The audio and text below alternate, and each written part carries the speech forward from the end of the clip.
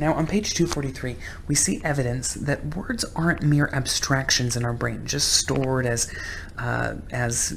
phonemic units removed from reality.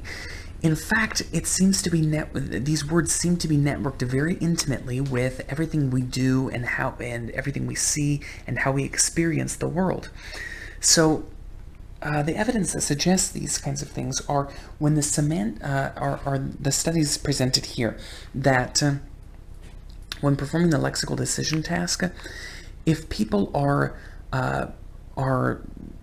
using their bodies in a way that is compatible with a given verb, that they'll be faster to recognize that verb in much the same way they would be faster to recognize that verb if a similarly semantically related prime were given to them right before they were tested on that word in the lexical decision task.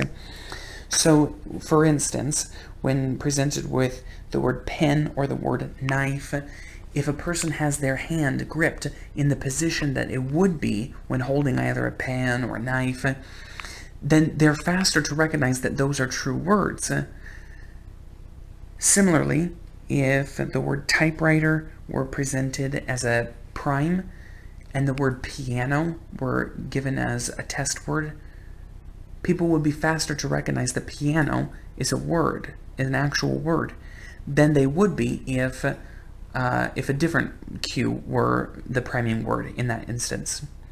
But the weird thing is, typewriters and pianos only have one thing in common, and it's the way you use them with your fingers.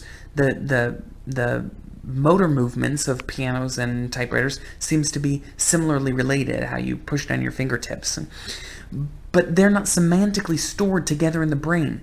They're just similar movements. So there's got to be some kind of mediation here in the motor cortex of the brain that's contributing to the representation of lexical units. And that's some interesting stuff there, if I do say so.